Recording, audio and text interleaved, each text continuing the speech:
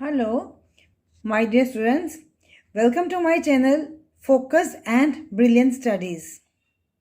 Class 12th मेरी पहली वाली वीडियो के कंटिन्यूएशन में इशू ऑफ डिबेंचर्स का आगे वाले पार्ट हम आज करने जा रहे हैं, जिसमें मैंने आपको आज under subscription, issue of debentures for consideration other than cash, इसके under 3 cases we will take. Number 1, 2 promoters. Number 2, 2 underwriters. And then number 3 is the 2 vendors. तो आज की मेरी वीडियो स्टार्ट होती है content under subscription of the debentures. Now let's start with the under subscription.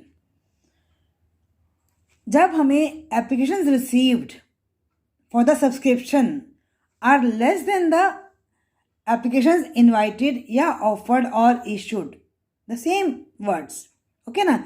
अगर हमें received जितने के लिए हमने ऑफर किया था उसे रिसीव हमें कम हुआ है तो that is called the under subscription, right.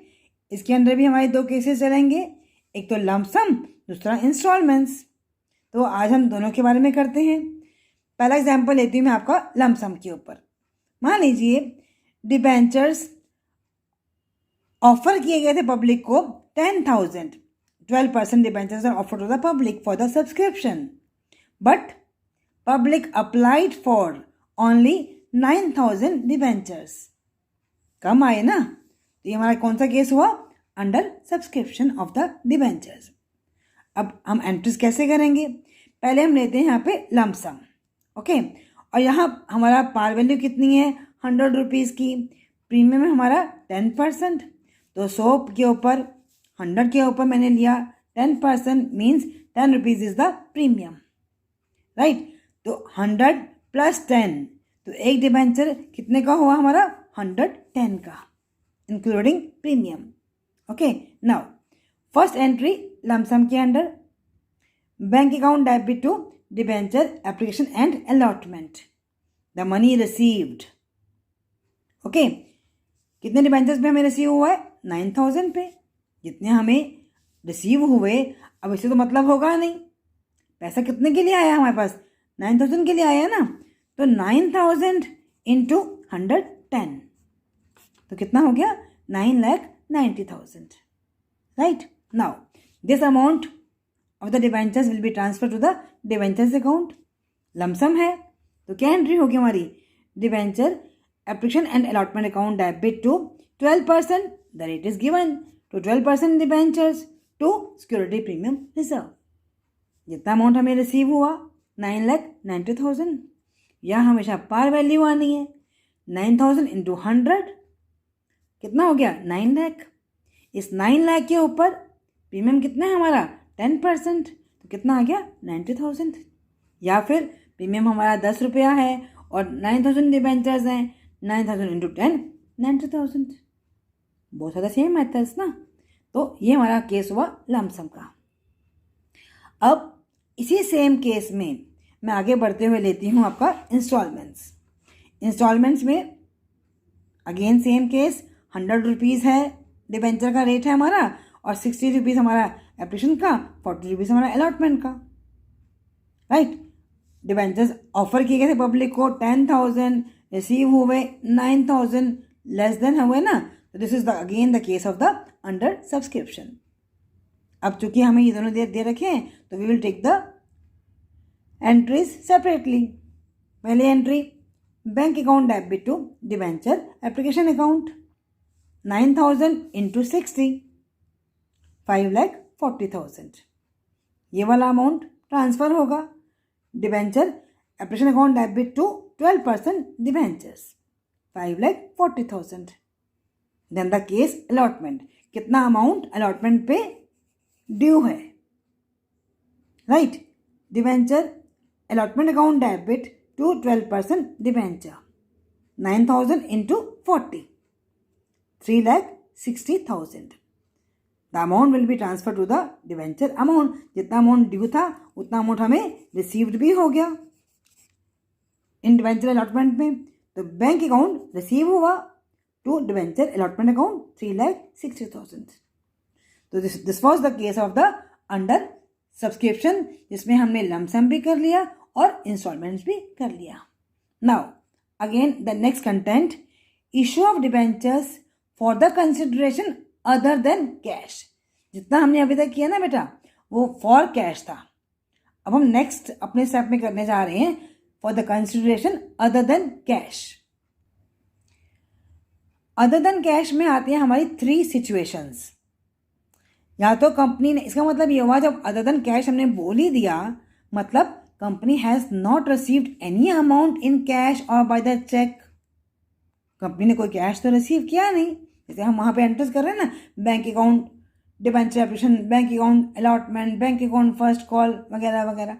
लेकिन यहाँ पे तो क्या है, अदर देन कैश है. Means the company has not received any amount in cash against the debentures issued. तो इसके अंदर हमारी होती हैं 3 सिचुएशंस, 3 केसेस.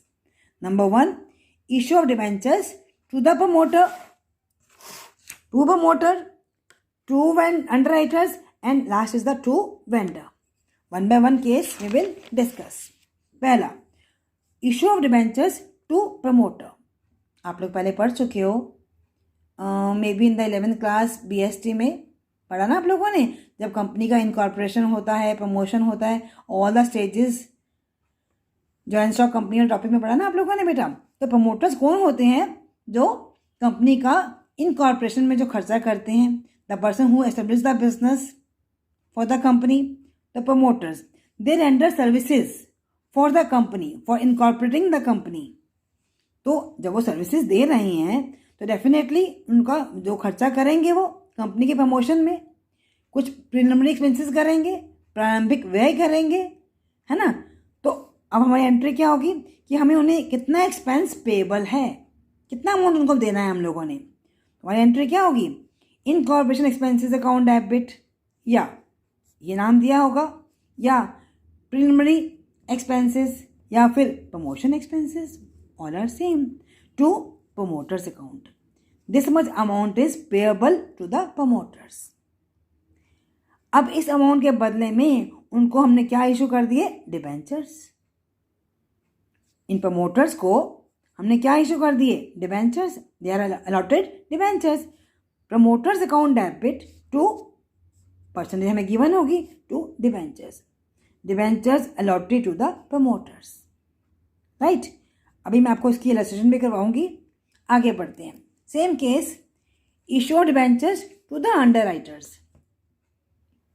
अब अंडरराइटर्स कौन होते हैं, मालूम होगा आप लोगों को कि जब भी कंपनी पब्लिक को इनवाइट करती है फॉर द सब्सक्रिप्शन, शेयर्स या डिबेंचर्स इशू करने के लिए, और पब्लिक से पैसा नहीं आता, पब्लिक से पैसा नहीं आ रहा, public is not subscribing the money, तो ऐसे में underwriters, they are the persons, है ना, वो लोग कंपनी के शेयर्स या डिबेंचर्स ले लेते हैं. तो मतलब अंडरराइटर्स कौन हुए, who subscribe the securities of the company which are not subscribe by the public. जो पब्लिक ने नहीं लिया, they are taken by the underwriters. क्यों लिया उन्होंने, the payment of their fees. जैसे यहाँ पे है ना हमारा प्रमोशन एक्सपेंसेस हैं, प्रमोटर्स जो चार्ज कर रहे हैं, ऐसे ही अंडरराइटर्स भी underwriting commission account debit to underwriters, commission payable. Again इसके बदले में क्या उनको हम देंगे, डिबेंचर इशू कर देंगे. Underwriters account debit to percentage debentures issue to the underwriters. Right. अब आप बोलोगे कि मैम ये तो हमारे एक्सपेंसेस हुए, कॉस्ट है ना हमारी, ये तो अंडरराइटिंग कमीशन भी यहाँ पे कॉस्ट है और प्रमोशन एक्सपेंसेस वगैरह भी हमारी कॉस्ट है, तो इन्हें तो हमें राइट ऑफ करना पड़ेगा, डेफिनेटली करना पड़ेगा. और they are to be written off in the year in which they are incurred. जिस साल में ये हुए उसी साल में हमें they have to be, these expenses are to be written off, है ना. They are to be write off in the year in which they are incurred. Promotion expenses भी और अंडरराइटिंग कमीशन भी. अब राइट ऑफ हमने कैसे करना है, जैसे मैंने सिखाया था आपको लास्ट वीडियो में, same method. Return of through the security premium reserve, मालूम है ना आपको, section 52(2) of the companies act 2013, capital reserve या फिर statement of profit and loss. Same way जैसे था ना हमारा discount on issue of debentures में जो हमने सीखा था लास्ट वीडियो में, सेम ऐसे ही प्रमोशन एक्सपेंसेस भी और अंडरराइटिंग कमीशन भी, they are to be written off in the year in which it is incurred. Security premium reserve, capital reserve and statement of profit and loss. तो हमारे अभी 2 cases हुए, 2 promoters and 2 underwriters. Third case is when the issue of debentures to vendor. Vendors मतलब जब हम किसी का business या जब हम एसेट्स लेते हैं, खरीदते हैं, किससे लेंगे हम लोग? किसी वेंडर से लेंगे ना, किसी सप्लायर से तो लेंगे, है ना। तो उनको भी हम बदले में इशू ऑफ डिबेंचर्स हम इशू करते हैं।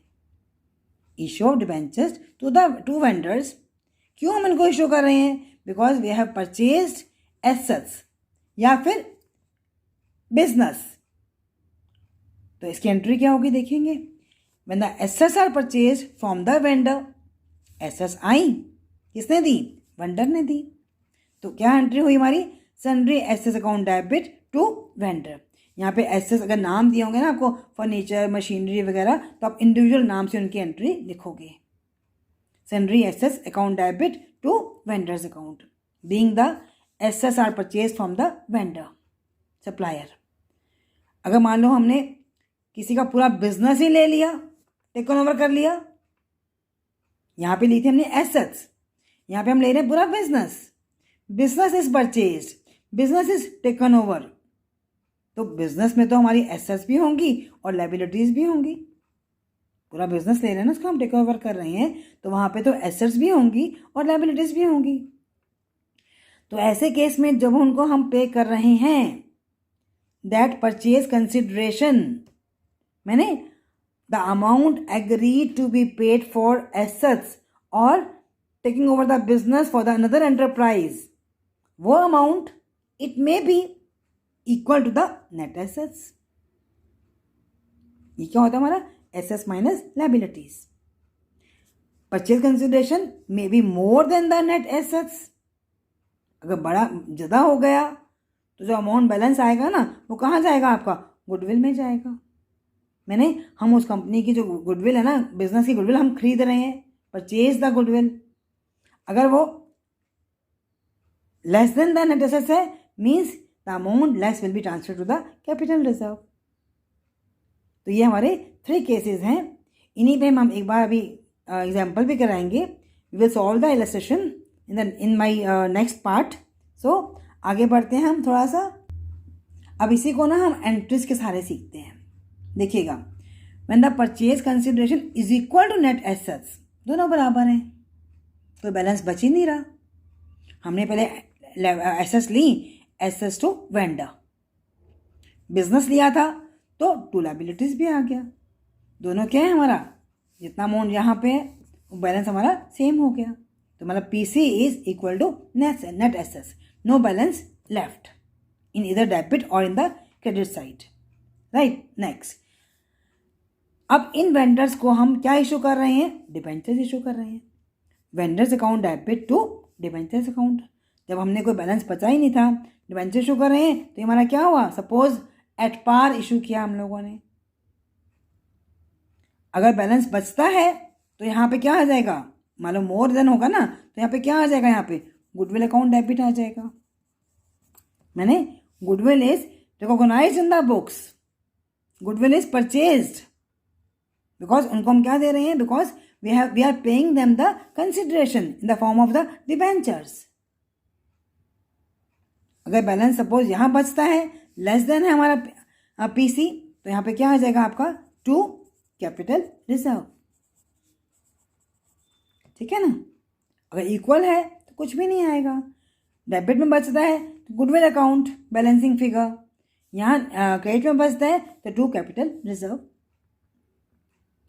राइट। आगे वेंडर्स को हमने डिबेंचर्स इशू करे at par, vendors account debit to percentage debentures account, उस पीसी के बदले में।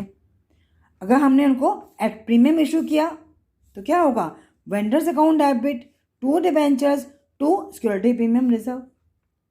प्रीमियम है ना आपका, मतलब यहाँ पे बैंक नहीं आ रहा, कैश नहीं आ रहा, कुछ नहीं आ रहा, तो बदले में क्या आ रहा है, उसका नाम आ रहा है।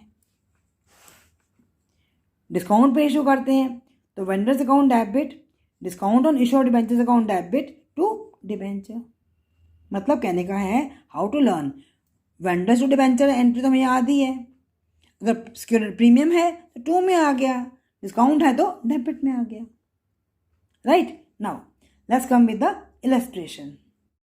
Now let's explain with the help of illustrations.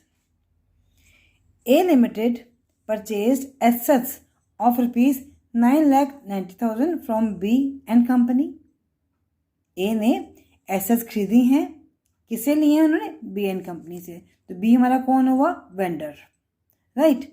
अब इस वेंडर को पेमेंट कैसे करनी है, payment was made by issuing 10% debentures of rupees 100 each at par, at premium 10%, at discount 10%. Means this is the case of for consideration other than cash, कि यहाँ पे हम पेमेंट करने के बदले में we are issuing them the debentures, right। चलिए number 1, assets ली, assets account debit to vendor. Vendor यहाँ पे कौन है, बी एंड कंपनी, 9,90,000। पहला केस एट पार पे डिबेंचर्स इशू हो रहे हैं, तो vendors to debenture, B and company to 10% debenture. पार पे इशू हो रहे हैं तो हम देखते हैं कि इस परचेज कंसिडरेशन के बदले में हमारा कितना है प्राइस, 100 रुपीज़ है ना, पार है, तो 9,90,000 upon 100 means 9,900 debentures are issued. This is the number of debentures. इस पीसी के बदले में this is the rate of, this is the amount of the purchase consideration and the amount of debenture is 100 rupees per debenture. तो इसके बदले में हमने इनको 9,900 डिबेंचर हमने इनको इशू किए हैं बी एंड कंपनी को। तो हमने यहाँ लिखा 9,900 इंटू 100, यहाँ हमेशा क्या आनी है, पार वैल्यू, ओके 100, तो कितना अमाउंट आ गया, 9,90,000। Just to remember कि how we have to calculate the number of debentures to be issued to the vendor for the purchase consideration. Now let's forward, आगे हम इशू कर रहे हैं उनको एट प्रीमियम पे 10%। हमारा डिबेंचर है 100 रुपीज़ का, प्रीमियम हमारा 10 रुपीज़ का, तो एक डिबेंचर कितने का हुआ हमारा, 110 का। तो अब हमने देखा कि 9,90,000 अपॉन 110, तो we are issuing the 9,000 debentures, 9,000 debentures are issued. हमारी एंट्री क्या होगी, vendors account debit to debenture to security premium reserve, B and company account debit to 10% debentures to security premium reserve 9। अब यहाँ कितना अमाउंट आएगा, वही वाला अमाउंट, पीसी वाला, परचेज कंसिडरेशन। यहाँ पार वैल्यू आनी है हमेशा, 9,000 इंटू 100 कितना आ गया, 9 लाख। 9,000 इंटू 10 कितना आ गया, 90,000, राइट। या फिर इस 9 लाख के ऊपर 10% ले लो, 90,000। आगे एट डिस्काउंट ऑफ 10%, मतलब डिबेंचर मेरा 100 का है, 10 रुपया डिस्काउंट का हुआ, तो डिबेंचर हमने कितने में इशू किया उनको, 90 रुपीज़ में, 100 माइनस 10। तो देखा हमने कितने डिबेंचर्स आते हैं इसमें, परचेज कंसिडरेशन कितना है हमारा, 9,90,000 अपॉन 90, तो कितने आए, 11,000 debentures, 11,000 debentures. Entry same, vendors to debenture, तो यहाँ तो सेम अमाउंट आने आना है, the amount of the purchase consideration. यहाँ पे पर वैल्यू आनी है, 11,000 इंटू 100, 11 लाख। डिस्काउंट है, फाइनेंस कॉस्ट है, डेबिट में आ जाएगा, कैपिटल लॉस है, discount on issue of debentures debit, 11,000 into 10, 1,10,000, या फिर इसके ऊपर 10%। अब इस डिस्काउंट को हमने राइट ऑफ करना है, ना। अब यहाँ पे हमारे पास प्रीमियम तो अवेलेबल है नहीं, कुछ भी अवेलेबल नहीं है, तो we write here statement of profit and loss account debit finance cost to discount on issue of debentures, right. कितना? 1,10,000। समझ में आ गया? Now I will take one another case. Red limited purchase from the green limited. Green limited कौन है? हमारा vendor है। क्या लिया उन्होंने? Assets, software and computer, 5 lakh and 3 lakh. अब इस वेंडर को हम पेमेंट कैसे कर रहे हैं? हमने इनको 80,000 तो हमने चेक से पेमेंट कर दी, पेबल बाय चेक। जो अमाउंट बच गया उसको हम, उसके बदले में उनको हम अदर देन कैश, मैंने we are issuing the debentures, 9% debentures, 100 each at a discount of 10%। अब इस डिस्काउंट को राइट ऑफ करने के लिए the question says company has balance in the security premium reserve ₹40,000, capital reserve 25,000। Now let's come to the entries. पहले हमारी entry क्या होती है? Assets account debit to vendor.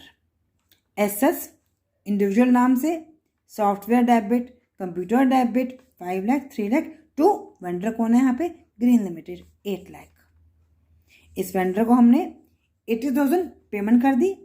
Green limited account debit to bank account, 80,000 हमने payment कर दी है, payment by check, ठीक है ना।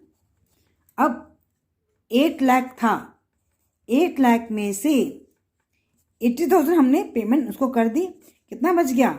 7,20,000 इज टू बी मेड। इसके बदले में हमें डिबेंचर इशू हो रहे हैं।